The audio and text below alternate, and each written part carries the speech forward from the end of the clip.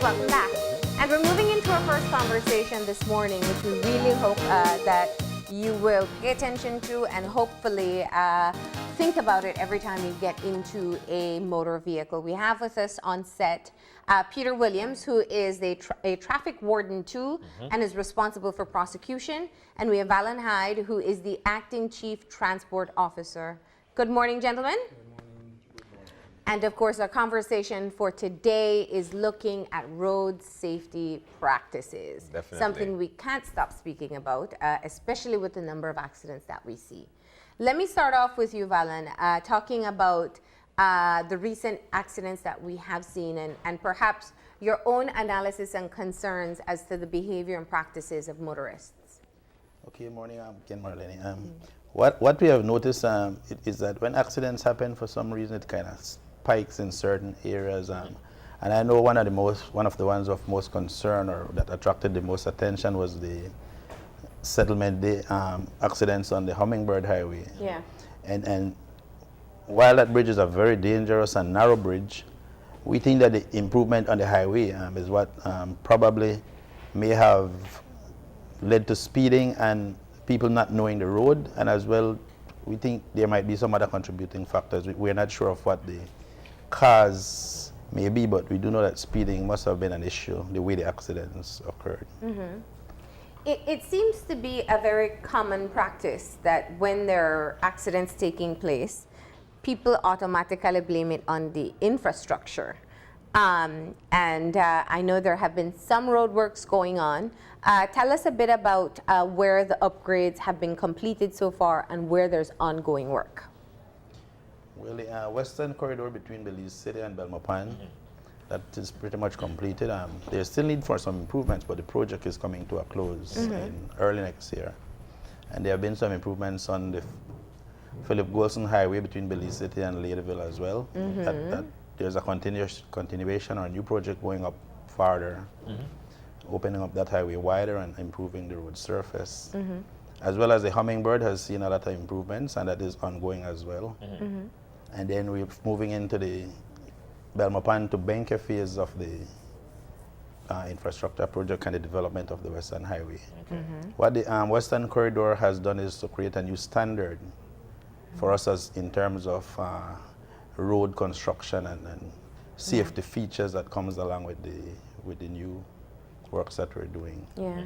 But we have to also keep encouraging drivers and create this awareness that, you know, there's a certain responsibility you have when you're on the road, and not because the road condition is better means that you should drive faster. No, quite the opposite. You should be more careful. Or the road is wider, which is what we're seeing now with the ongoing works on Philip Golson, where it should be 2 lines of traffic, but there's so many people speeding in the middle.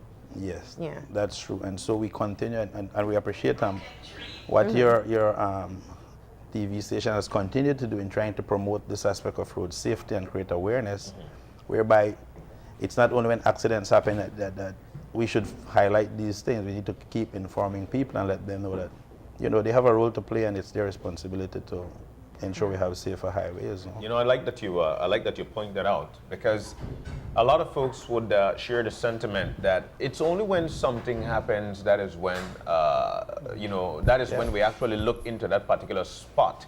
When in reality, you know, folks have been saying, hey, you need to check this spot, you need to check this spot. So I'd like to know what we're doing in terms of listening to the public. And then again, how are we dealing with villages along the highways and in those areas where, you know, you're more vulnerable to a RTA? Yeah, well, we are engaged in community education, school education, trying to let the children know and create the awareness within these rural communities. How do we share the road? How we make use of it? What to do? What not to do? And like I mentioned earlier, these new developments or these new highways or improvements come with certain safety features. But one of the problem, like I continue to say, is driver behavior. We can have the best roads, the best vehicles, but if drivers do not change the behavior, if we don't change this cultural thing where we are used to a certain way of doing things, we will continue to have these problems. There just seems to be a total abandon for some people of respecting what the traffic laws are. And you know, I know oftentimes when we talk about driver behavior, everybody thinks of drinking and driving, and that's a serious one. But there are also other things like, you know, pulling off into a left lane and blocking off the entire traffic, or cutting off somebody in the opposite way, speeding, overtaking on the wrong side or in an area that you shouldn't overtake. Like I see solid lines and people are trying to go past. Yeah. So what can we do or to tell people about why keeping these behaviors are important? Well, we need to continue with our awareness programs, campaigns that we continuously do. We have our traffic wardens throughout the country. They're always out there. We stop people, we warn them, we advise them, sometimes we ticket them. But we also have to try to do more in terms of more cooperation with other agencies. And I say that because we are not the only agency responsible for enforcing traffic laws. You know, the police is there, and we need to work with them closely and combine our resources and our efforts. Yeah. So that we get that change. Let's go back to the villages again, because folks are not taking heed that whenever approaching a village, there's a certain speed limit that you must take heed of. As a matter of fact, having traveling the George Price Highway numerous times, there were once, and then again it was being instilled that whenever you approach a certain hill about 2 miles out, you should actually decrease speed, because this is actually a residential area. You're supposed to be going 25 miles an hour, and folks were actually up in arms about this. This was actually something people didn't want to do. What are we doing right now in terms of instilling that whenever you're passing through a residential area, you've got to abide by the speed limit? Well, right now we have our guys out there, the enforcement officers. They're enforcing the law, because one of the things that we find that a lot of people say is that they don't know what the lines mean. And so we had embarked on a very intense education campaign. We issued out several flyers which would depict the image of the markings on the road and what they meant. So that nobody can say that they don't know what it means. Actually, to take it a bit further, the law is saying that those markings on the road are considered as a sign by law. So whenever, for example, if somebody overtakes on a double solid line, that would be considered as failed to obey a traffic sign. And so then they get issued a fine for not obeying that sign, right?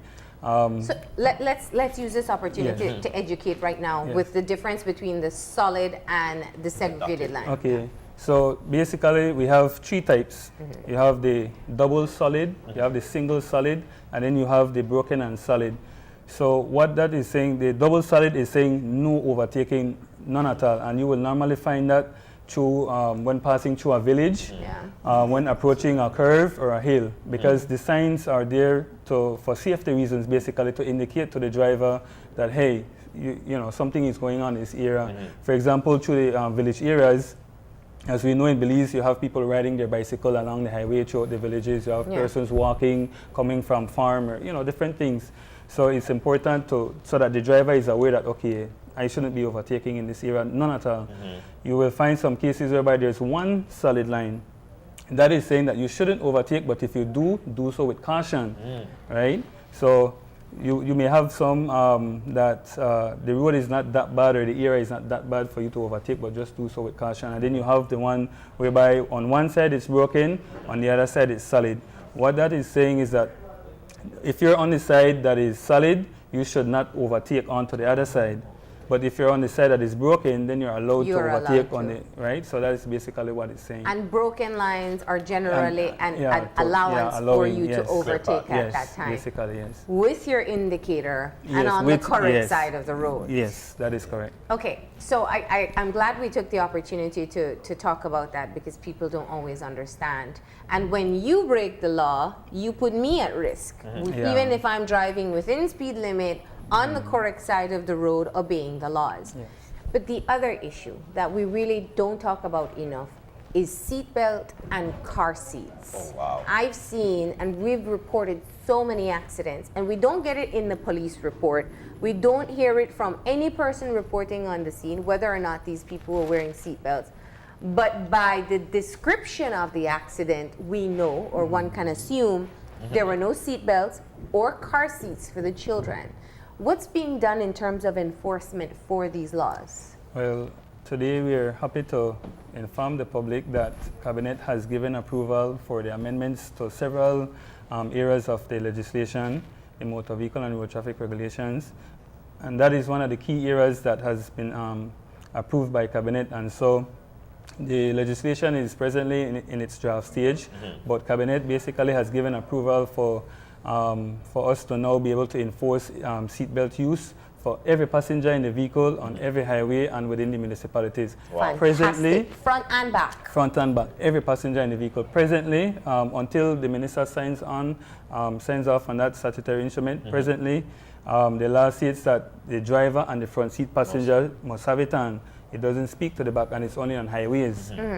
But with this new amendment, every passenger and the driver in the vehicle is mandatory use as well, should have on their seatbelt on the highways and within the municipalities. So that is a major step towards the seatbelt issue. And what about car seats for children? That one is still being debated because there's an economic cost that comes with it. I know in the discussions that we've had in the past, we're looking at partnering with some international organizations who they have programs whereby like they donate car seats because not everybody, especially in Belize, we can't afford car seats. They're really expensive, and so there's a lot on the table right now to see how we could try to address that issue. So until we get to that point, then this is a major step, until we're able to. But we do see a lot of parents now starting to put it in their vehicles, and that is a good sign. And so what we try to do when on the road, we encourage our officers, if you see anybody with a car seat, compliment them, let them feel like, okay, yes, I'm doing a good thing. Acknowledge that, right? So that they realize, okay, yeah, I'm doing the right thing. And even through the conversations we've had with Road Safety Initiative, we've learned so much, and we hope the viewers really did as well. I remember once being informed that when the child isn't buckled up, they become the projectile in an accident. That their little fragile bodies are the objects that hit your head as the driver, you as they hit the windshield, they literally just get thrown around like a rag doll. And that's why so often children die in accidents. And I think that's an image that has stuck in my mind every time. Is there a limit in terms of the age that a child needs to be in the front seat? Legally speaking, there's nothing in our traffic laws that speaks to that. Because then bear in mind that in today's day, you might have a 12-year-old child who is as big as you and I. True. So to put an age limit, that would be, so it's really difficult to have that placed into law in terms of the age, and then in terms of the size, you can't really say, okay, if you're under 6 feet or, perhaps that's something that could be done, but it's something being looked at still to see how. So for now, we just tell people, please do it because it's protecting your children. Now, when it comes to, because what you mentioned about that SI that will be coming out, that's one of the best news that we could hear in terms of limit the amount of lives lost in an RTA, whether be it in a town or municipalities or on the highway. The thing about it, though, it will eventually, because we have a tendency, especially in a country like us that is so laid back, and I have to throw it out there, it is reality. We have the tendency to have tempers flared. Now, what will be done to our traffic folks, our traffic wardens, to our traffic wardens, in terms of how to deal with the public? Because this is one of the biggest drivers of this back and forth. That somebody says something and then we instantly rebel. What's going to be done there? Well, we often have, we try to at least every month, we do in-service training with our officers, and we also sometimes do training with the municipal authorities and even sometimes with the police to try to encourage them on different approaches that you could take when dealing with somebody. A simple example, the officers have discretion.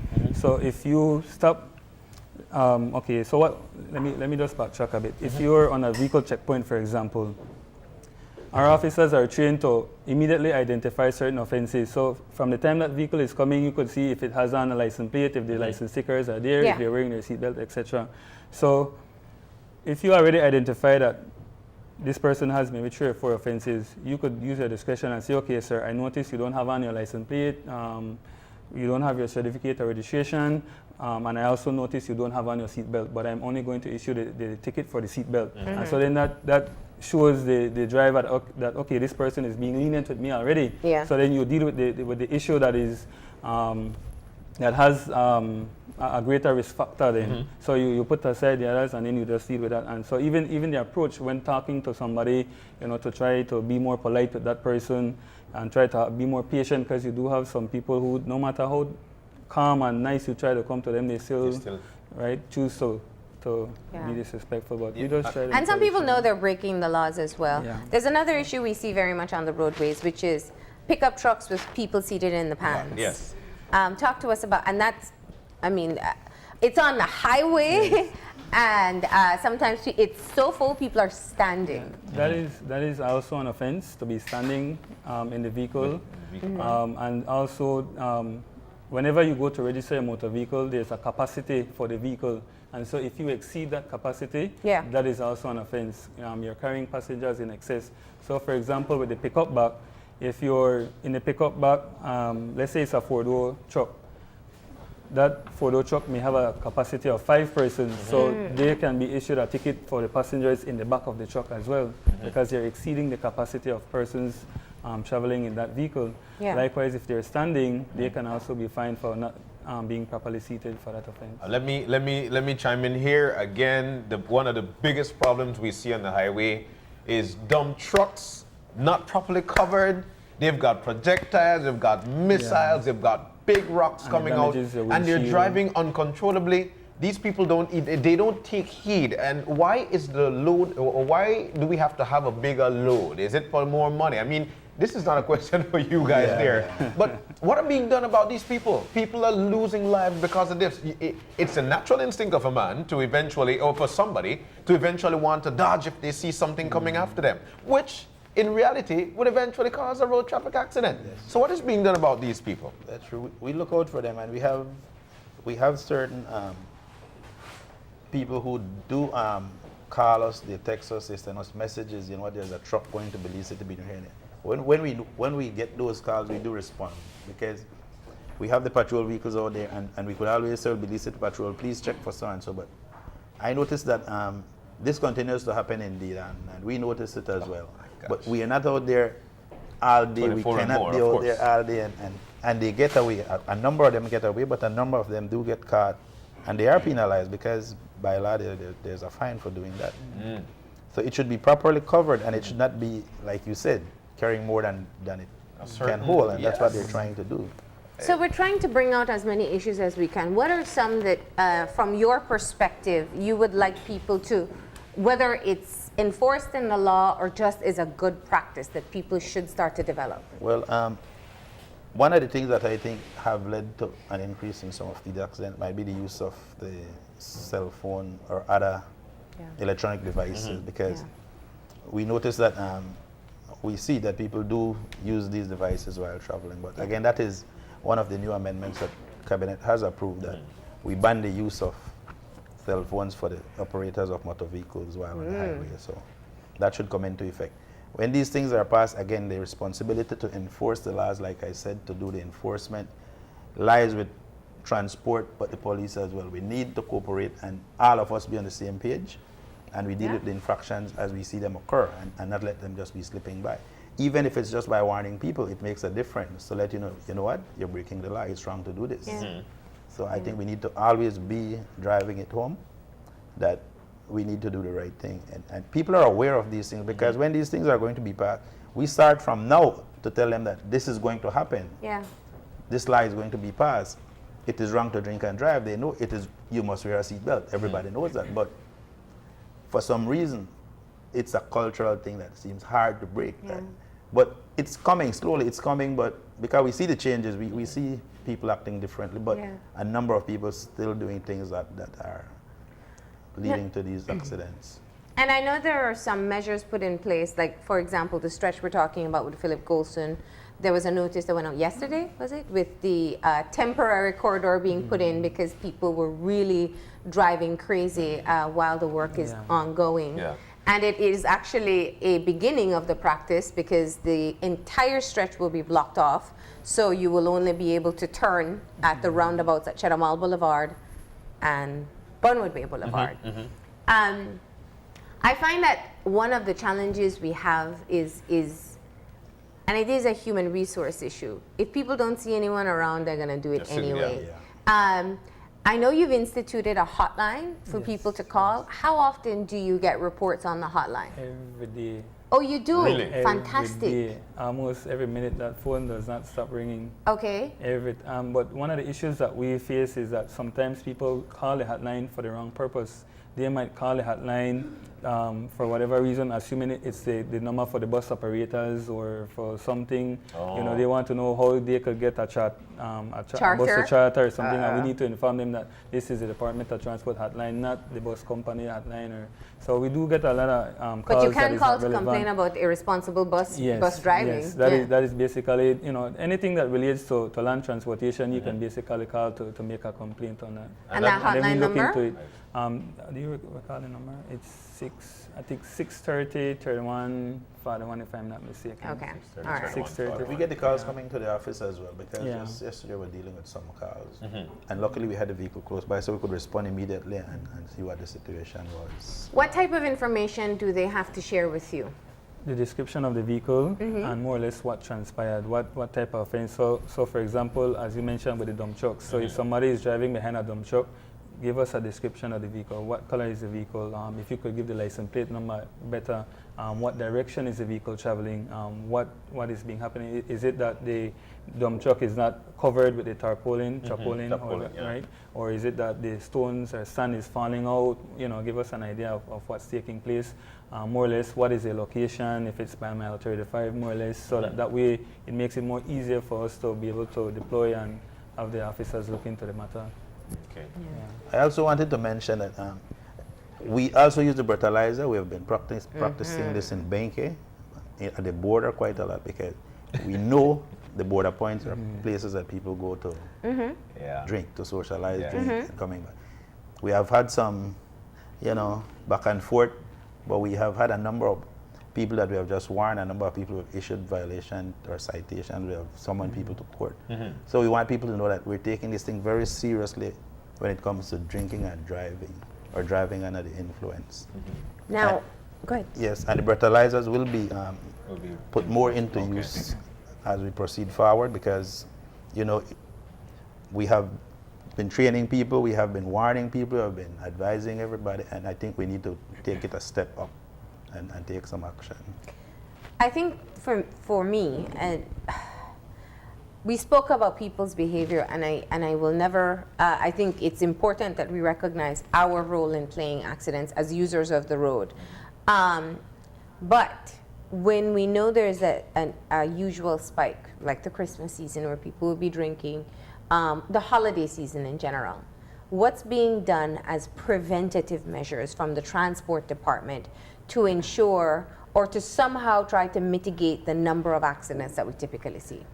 Well, that's why we thought it very important that we be here today because we know that this is a time that people will be partying, socializing, whatever. This is a cultural thing in Belize. So that's why I mentioned that we'll be using the breathalyzer. So people need to be aware that we'll be out there or people will have it and they will be doing samples to check if you're under the influence. Okay. Just to add one thing, to get rid of this misconception that we have in Belize that the breathalyzers are illegal. That is in law, right? So we have a lot of people who say, and we see some of the comments on Facebook and different things like that, oh, that is a illegal use, I won't blow into it because there is no law that says that you can blow into that.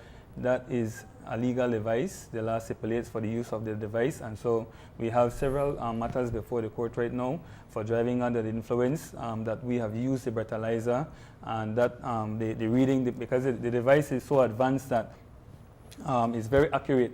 And let's say, for example, if Marlene has that coffee spike, we could use the breathalyzer and just put it right over that cup, and that is going to aroma will- indicate whether or not that It has alcohol yes. content. Let me hold my coffee. Yeah. So we immediately would know that Yes, so we you're, can one tell. thing, you're drinking because it's in your breath. So we know, but to what extent? So Yeah. it could be you're drinking under the influence, but you could also have drunk driving, which is Yeah. even more serious. Yeah. Now you're above the legal limit. You're above the limit. Yeah. So, and that is when we need the police to become involved, and we hand them over to the police and say, you know what, you need to do a urine sample, a blood sample, something, so that we could. But I find it weird. Is the urine sample optional? Yes. Yeah, it's either a blood or a urine sample. because- But you have to give something. You Yeah, must give okay, one. So you're in there's charge of three- failure to render a There's three sample. offenses, right? You have driving under the influence, you have attempting to drive, and you have driving above the prescribed limit. Those are three separate offenses, right? That could arise from one incident. So you have driving under the influence.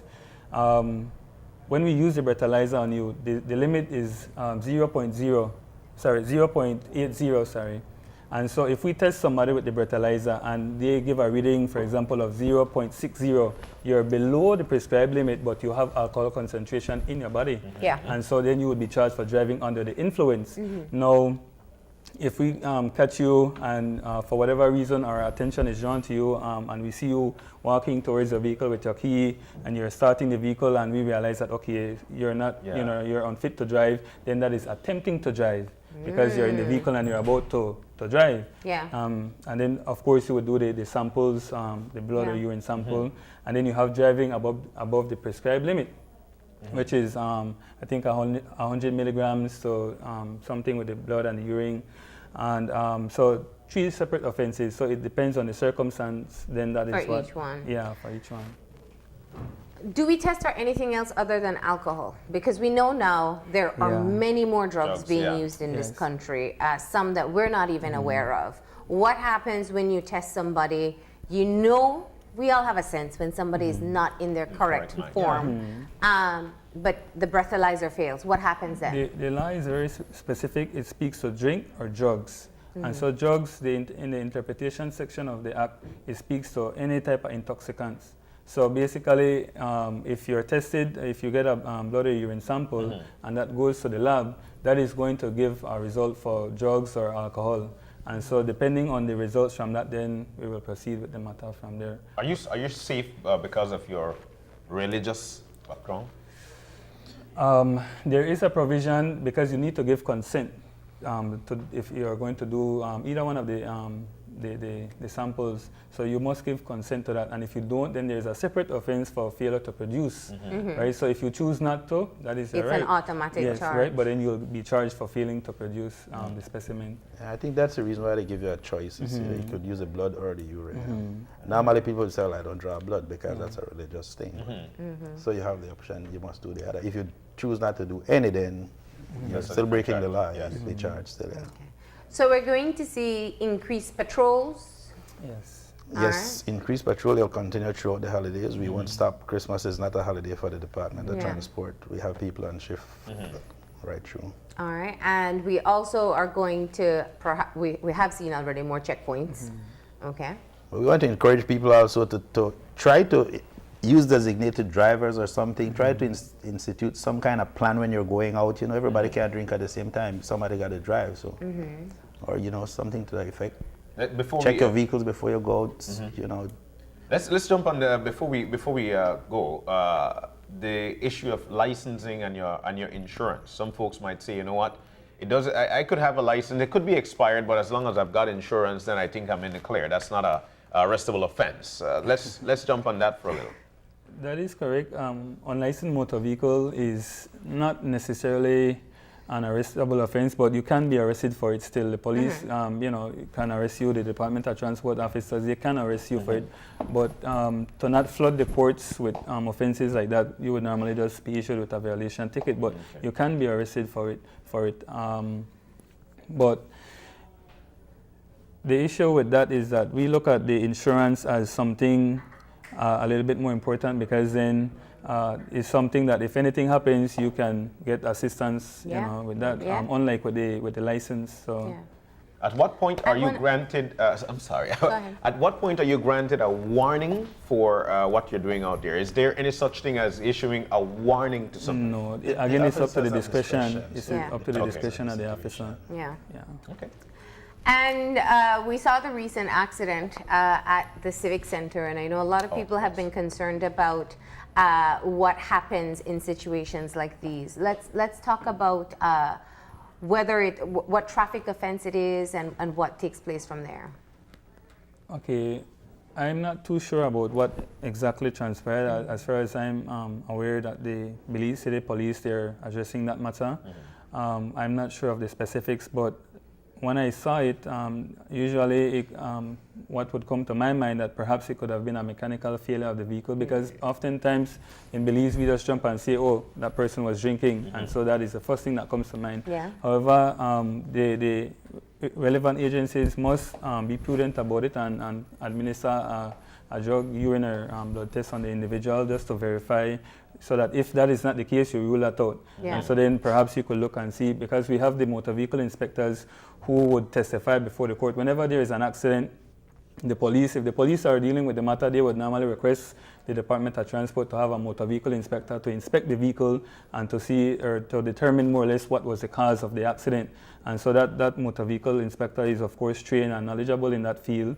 And so then they would give their opinion on that before the court to see if it was a mechanical. Right. Okay. Let's give our closing bit of advice to people as we head out into the holiday season, that we may keep our property and most importantly lives safe.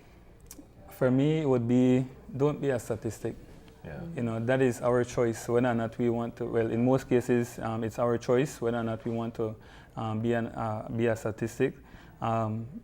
And you could prevent that by simply checking your vehicles, checking your tires, making sure there's no nail or nothing in the tires. You could go on YouTube. You could check videos online to see how to properly check the fluids in your vehicle, to check make sure your tires are properly inflated, because little things like that goes a long way. You know, just check your vehicles, ensure that you wear a seat belt. Try not to race, because like I always remember one of my uncles used to always tell me, Belize City will always be where it is. So you don't need to drive 100 miles to get there, because it's still going to be there. Just try to get there safely. And so, you know, don't speed, don't drink and drive. Yeah. You know, be considerate of others. Yeah. Well, I like to think that road safety is everybody's business, as we always say, and that the life you save might be your own. Christmas is a time to celebrate and to share, and it's the worst time you'd want to have anybody going through any of these fatalities or tragedies on the highway. So we encourage everybody to be safe and to do their share, to be responsible.